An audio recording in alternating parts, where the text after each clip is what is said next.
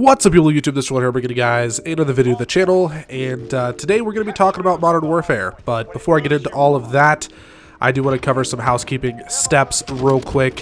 First of all, yes, I do sound really stuffy, and my nose sounds stuffed up, and every single year I get a pretty bad cold that lasts a couple of weeks, and every single year in the comments of my videos I get somebody tell this fat fuck to blow his nose, or something along those lines. So just so you know, before I started recording this video approximately 30 seconds ago, I blew my nose and I still sound like this. So I'm sorry to those of you out there who never get sick and never know what it's like to have a stuffy nose, but I do have a cold right now. So just wanted to get that out the way first of all.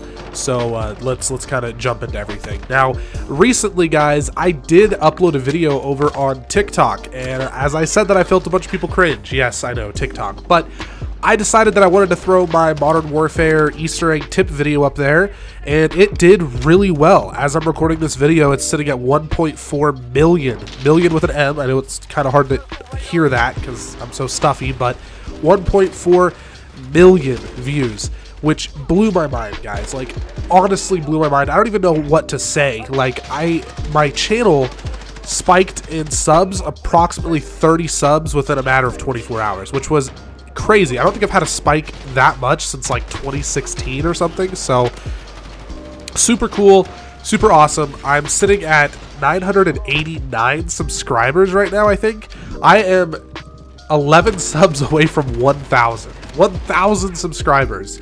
So if you guys could hit the subscribe button if you're new to the channel, I would really appreciate it. It means a lot to me, and I am going to be doing a certain video after I hit the 1,000 sub mark. It might take a little while because it's going to be a big project for me to make, but I'm going to be doing that once I hit 1,000 subs. Again, if you are new to the channel, please hit the subscribe button. I would really appreciate it. Now, I apologize for all of that stuff in the very beginning. Again, I haven't made a video where I was able to sit down and kind of talk about the stuff that's changed on the channel, but let's go ahead and let's get into the topic at hand. So the topic for today's video is going to be the Season 1 of Modern Warfare. How did it perform? Was it good? Like, did it work? How does it make Modern Warfare look overall? Because if you guys have been watching my channel consistently, you'll see that I uploaded a video shortly after Modern Warfare came out, basically saying that the game was a failure. And I still stand by that. I still stand by the fact that I feel like the game is very far from perfection, and as time goes on, I keep seeing more and more people realizing this. I have seen some clips on Twitter of people having podcasts discussing why Modern Warfare is the worst Call of Duty ever made, and I still stand by the fact that unless something drastically changes within the next 6 months, probably, maybe even less, maybe 4 months, Modern Warfare will go down as the worst Call of Duty ever made. But that doesn't mean that their first shot at DLC content and a battle pass was a failure.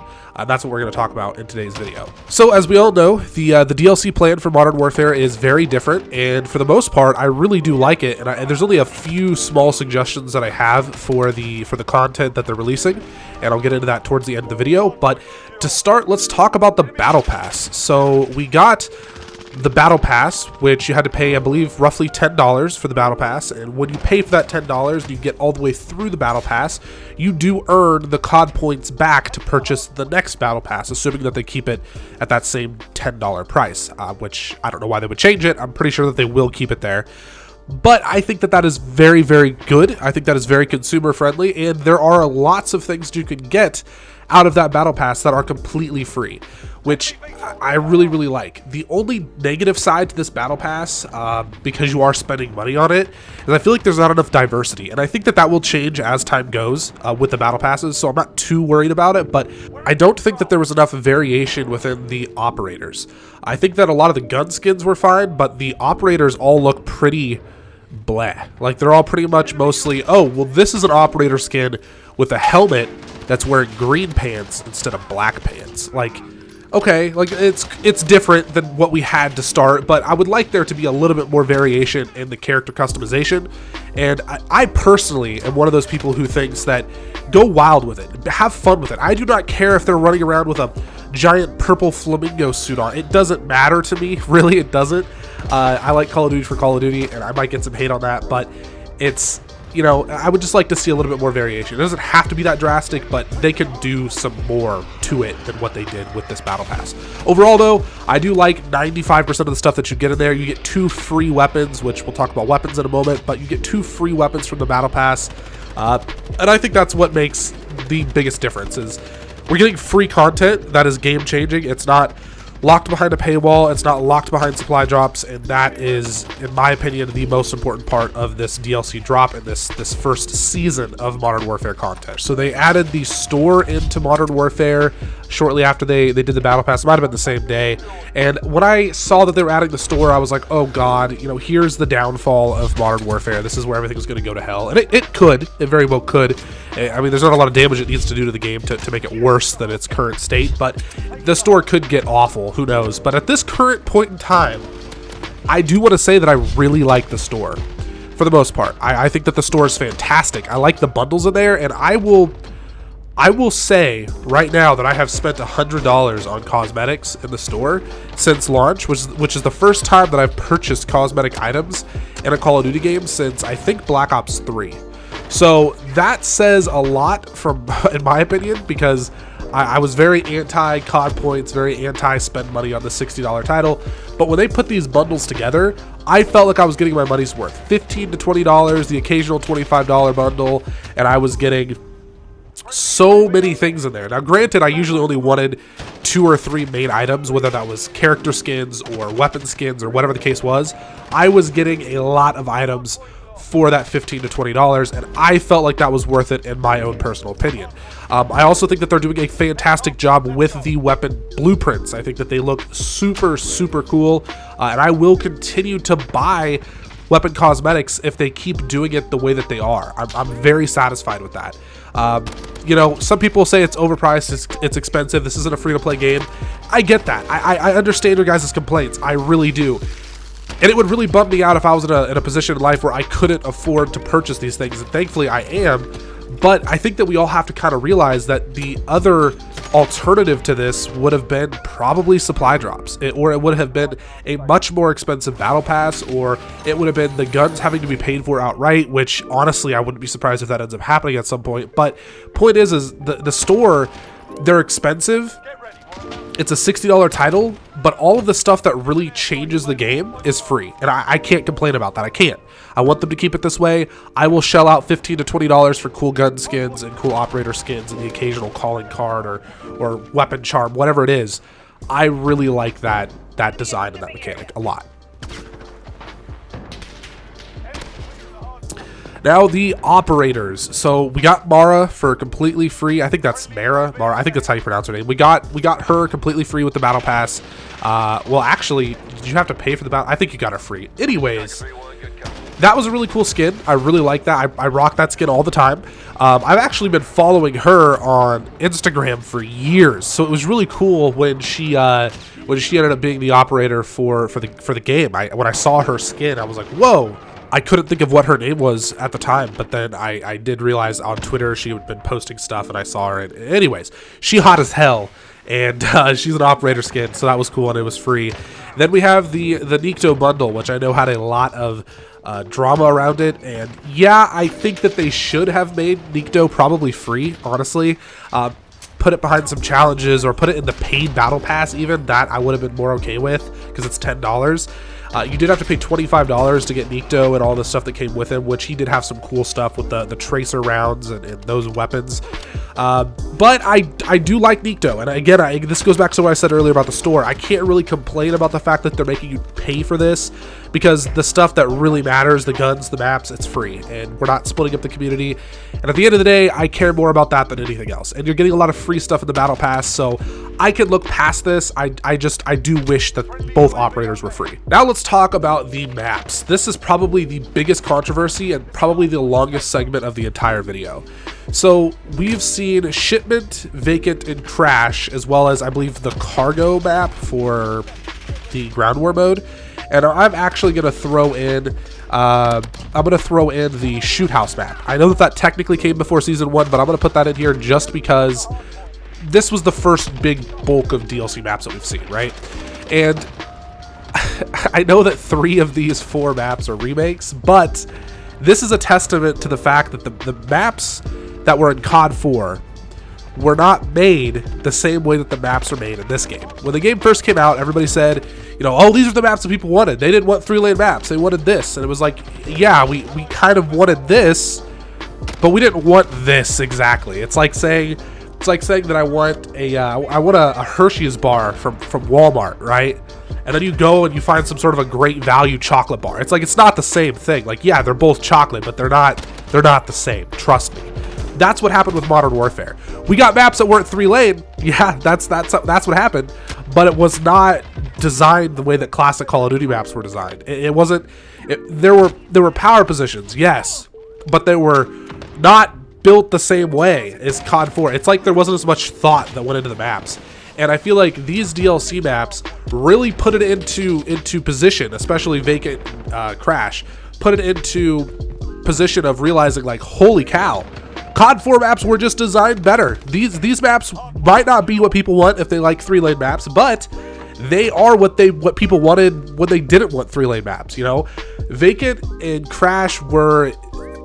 I don't want to go on about this forever, but this is what we wanted when we said we wanted classic Call of Duty design maps. But instead, we got Grozny Raid and Ramaza and Piccadilly.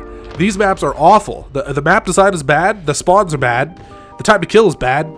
All those three things mixed together is just a recipe for disaster. You know, if you had one of those things that worked great, but the others were good, then we could work with that, because that's usually what it is in every Call of Duty game.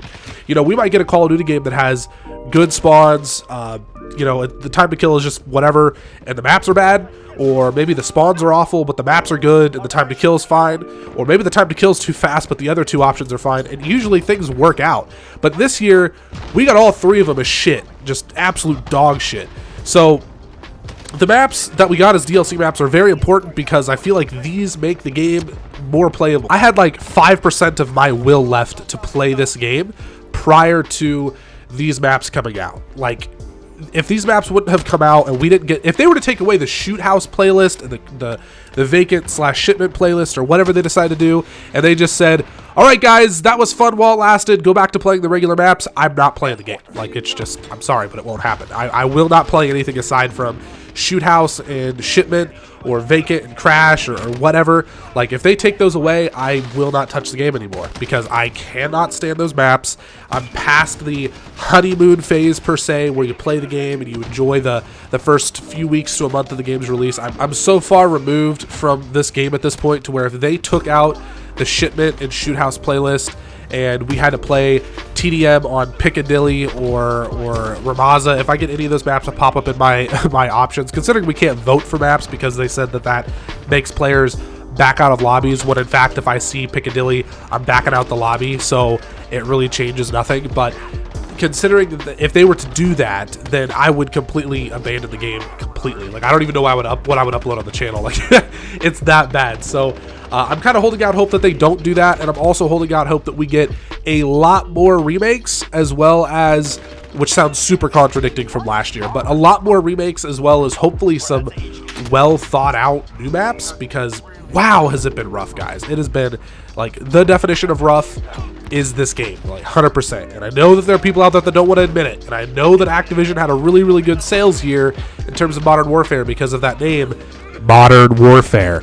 But the point is if the game does not perform and it does not improve and it stays like this from now to the end of the year, and they don't make better decisions in terms of map design and spawns especially, then oh boy, I don't want to know what people say about this game a year from now, 2 years from now, 3 years from now.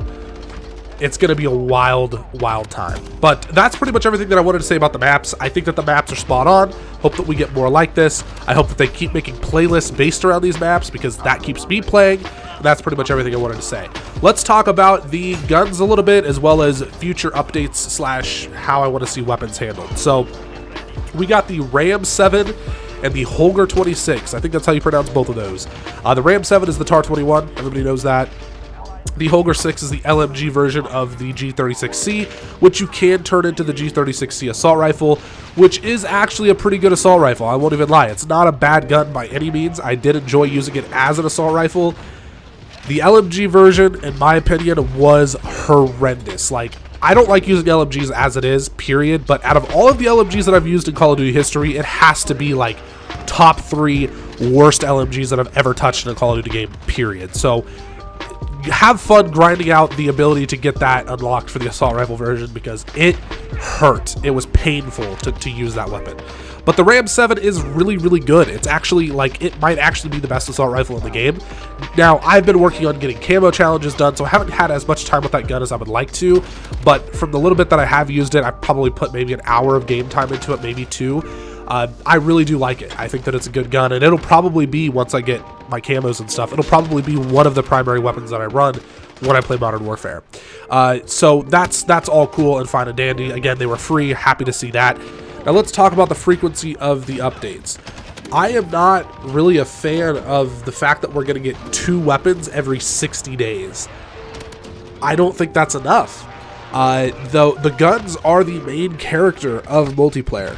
You know, we're getting how many different weapon skins and character variations? We're getting so many of those, but we're only going to get 2 guns in 60 days. I just don't think that it's enough. I feel like if you've got a 60-day window, I think that we should have a new weapon every 2 weeks.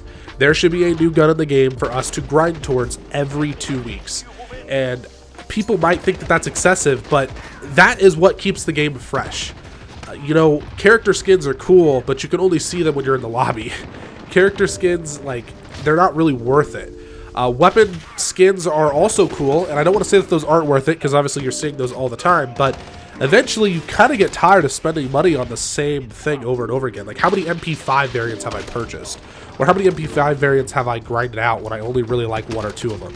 So eventually that does get stale, and I think that they need to start adding in a new gun every week. And there are a lot of weapons. I don't care what you got to do. You can bring back guns from the Vietnam era. Like, you can do whatever you want to do. I'm not going to hate on you for it. We just need new weapons more frequently. We can't be doing 2 for every 60 days. That's 2 every 2 months. They started the first season a month after the game came out. I mean, so what are we looking at? 8 new guns this year? 8 guns over the course of a year? Like, that's just, it's not enough, guys. I'm sorry, but it's not. That's pretty much everything that I wanted to talk about in this video. We need more updates, but overall, I think that Season 1 was a very, very positive thing. I think that they did a good job with it, and I'm not disappointed really at all. I would love to know your guys' opinions down in the comment section below. Again, for those of you out there who never get sick, I apologize for being a human being. Anyways, hope you enjoyed the video. Hit the like button, subscribe if you are new. We are on the road to 1,000 subscribers, and deuces.